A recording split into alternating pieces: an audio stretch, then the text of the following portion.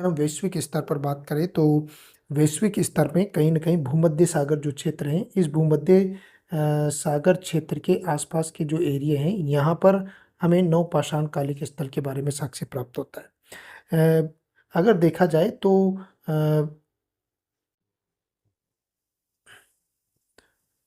जो भूमध्य सागर क्षेत्र है,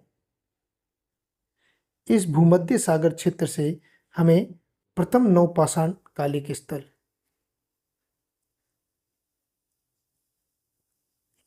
प्रथम नवपाषाण जो स्थल है उसके हमें साक्ष्य प्राप्त होते हैं।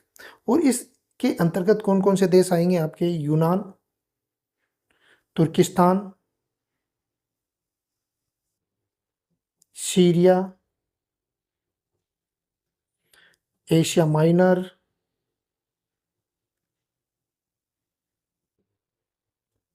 और ईरान। ये वो क्षेत्र हैं जहाँ से हमें कहीं न कहीं नवपाषाण कालिक स्थलों की प्रारंभिक जानकारी प्राप्त होती है। यहाँ पर अगर हम बात करें तो हमें पश्चिमी एशिया का जो प्राचीनतम नवपाषाण कालिक जो स्थल है, वह आपके जो जॉर्डन क्षेत्र है, वहाँ से पश्चिमी एशिया में जो जॉर्डन देश है, इस जॉर्डन देश की एक जगह है जेरिको। यहाँ से हमें कृषि व पशुपालन, कृषि और जो पशुपालन का प्राचीनतम साक्ष्य प्राप्त होता है। ये सबसे बड़ी महत्वपूर्ण चीज़ है। जेरिको जो आपके जॉर्डन में स्थित है, जो पश्चिमी एशिया का क्षेत्र माना जाता है। इसके अलावा यहाँ से घास काटने की जो हंसियाँ हैं, उसके भी यहाँ पर हमें साक्ष्य प्राप्त होते हैं, जो कि एक कृषि उपकरण माना जाता है।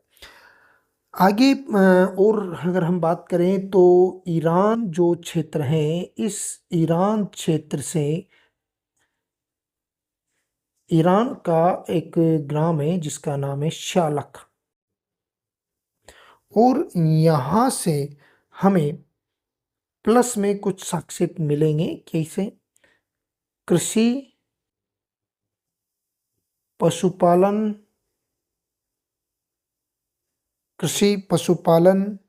कताई, बुनाई व मृद भांड निर्माण की जो प्रोसेस है, वह हमें ईरान के शालक प्रदेश से हमें प्राप्त होते हैं। और अगर हम बात करें तो आपके मिस्र जो क्षेत्र हैं, यानी कि मिस्र देश से जो मिस्र है, इस मिस्र देश का में नील नदी के किनारे एक जगह है फ्यूम। और इस फ्यूम से हमें कुल्हाड़ियाँ पोलिशदार कुल्हाड़ियाँ, हारपून, तकली, करगे, इसके जो साक्ष्य हैं यहाँ पर प्राप्त होते हैं। और यहीं से हमें अनाज संग्रह के जो भंडार हैं, वह भी हमें यहाँ से प्राप्त होते हैं, जो मिस्र क्षेत्र। अब एक क्षेत्र जो आपके तुर्की का है, ये तुर्की का जो ये क्षेत्र है, ये आसपास तुर्की, और इस तुर्की का एक जगह है चताल ह्यूक। और ये जो क्षेत्र हैं, ये कहीं न कहीं आपको एक अंतर्राष्ट्रीय बाजार का केंद्र बताता है।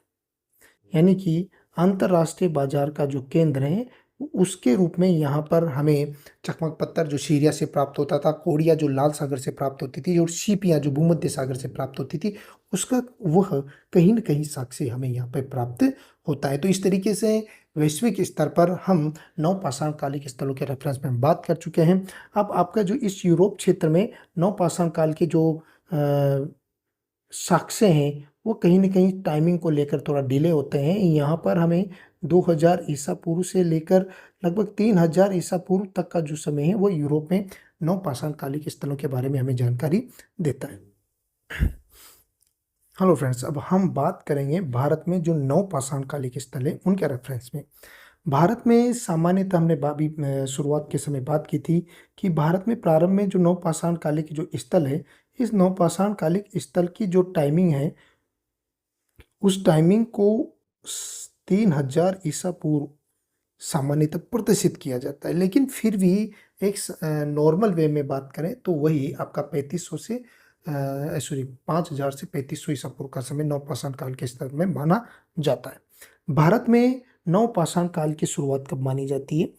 भारत में नवपाषाण काल की जो शुरुआत है यूपी में जो एक नदी है, टॉन्स नदी,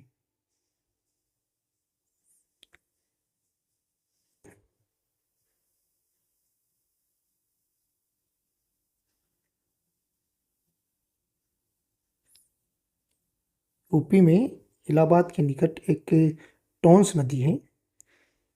टॉन्स नदी के तट पर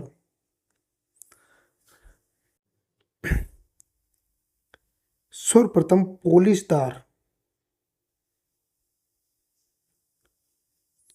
जो उपकरण है उनका साक्ष्य प्राप्त होता है, और इसको ये प्रथम केंद्र माने जाते हैं, और इसको खोजने का जो क्रेडिट है वह ला मसूरिये,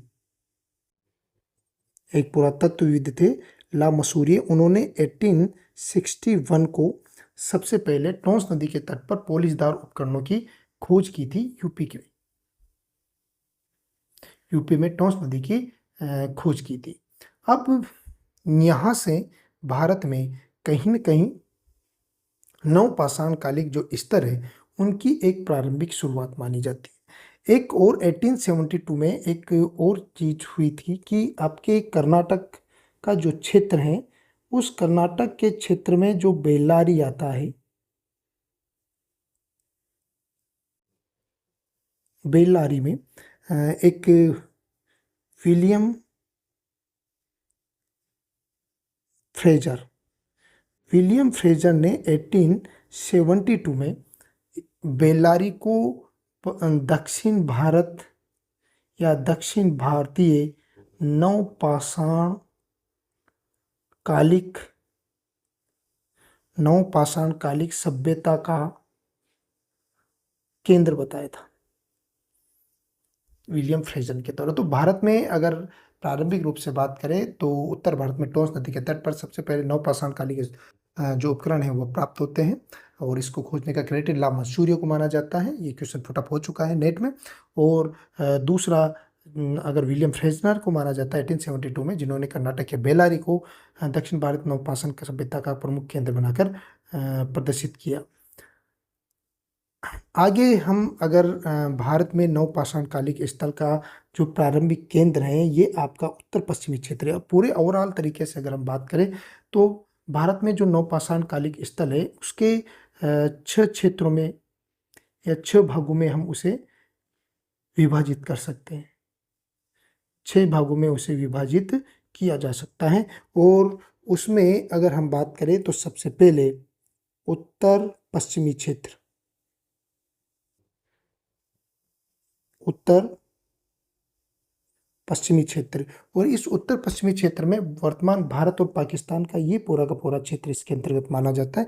यहाँ पर हम ये कह सकते हैं कि अफगानिस्तान पाकिस्तान का क्वेटा घाटी, कच्ची मैदान से कृषि और पशुपालन, यहाँ पर हमें सबसे महत्वपूर्ण जो चीज़ प्राप्त होती है, कृषि और पशुपालन का प्राचीनतम साक्ष्य प्राप्त होता है। यहाँ पर हम बात करेंगे।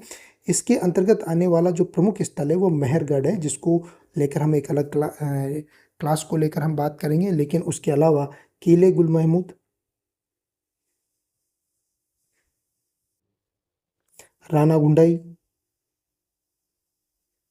ये वो स्थल हैं जो नवपाषाण कालिक स्थल को रिप्रेजेंट करते हैं। यानी कि भारत के नवपाषाण कालिक स्थलों को 6 भागों में विभाजित किया जाता है, और उसका पहला क्षेत्र उत्तर पश्चिमी भारत, और इसको लीड करने वाला मेहरगढ़ माना जाता है। इसकी प्रमुख विशेषता अगर हम बात करें तो यहाँ से हमें कृषि और पशुपालन के साक्ष्य प्राप्त होते हैं। यहाँ हमें गेहूँ और जौ के प्रमुख रूप से साक्ष्य मिलेंगे।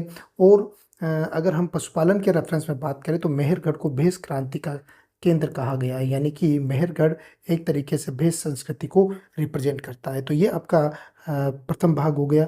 आगे अगर हम दूसरे भाग की बात करें तो दूसरा भाग आता है उत्तर भारत। सेकंड में आपके उत्तर भारत आते हैं और उत्तर भारत में आपको दो तरीके के दो क्षेत्र मिलेंगे, बुर्ज-होम, गुप्त-कराल। बुर्ज-होम और गुप्त-कराल, और इन दोनों की जो विशेषता है, यहाँ पर मिलने वाले गर्त-होम यानी कि जमीन के अंदर आवास या निवास क्षेत्र हैं, उनको गर्त-होम या गर्तावास कहा जाता है। ये इस उत्तर क्षेत्र की प्रमुख विशेषता मानी जाती है। आप अगर उससे नीचे उतरते हैं तो ये गंगा और विंध्याचल पर्वत क्षेत्र, गंगा और विंध्याचल पर्वत क्षेत्र आता है और ये आपका तीसरा क्षेत्र बन जाता है, जिसे आप मध्यवर्ती क्षेत्र कहते हो। और इस मध्यवर्ती क्षेत्र के रेफरेंस में अगर हम बात करें तो इसके अंतर्गत आपके कोल्डी हवा, महागड़ा, चौपानी मांडू,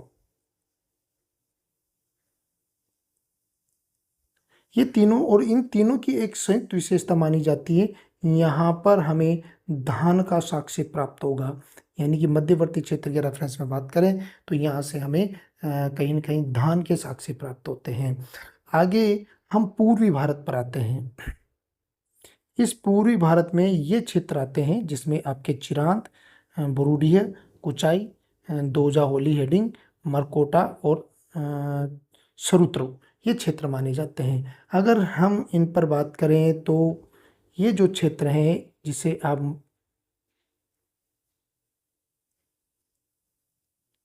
तो इसमें पूर्वी भारत आता है और इस पूर्वी भारत के अलग अलग क्षेत्र हमें प्राप्त होते हैं। चिरांद, चेचट, तारातीव, ये तीनों क्षेत्र हैं। ये तीनों क्षेत्र आपको बिहार में प्राप्त होते हैं। आपके दोआज, अली हेडिंग, ये आपको असम से इसके साक्ष्य प्राप्त होते हैं।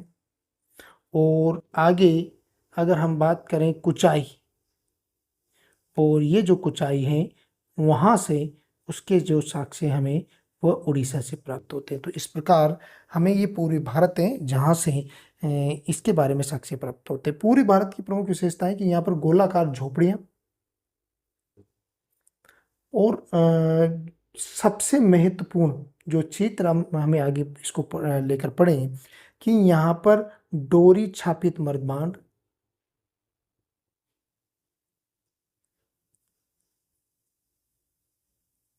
यानी कि मृदभांडों के आसपास डोरी के माध्यम से चित्रकारी की जाती थी, एक विशेषता। और दूसरी स्कंद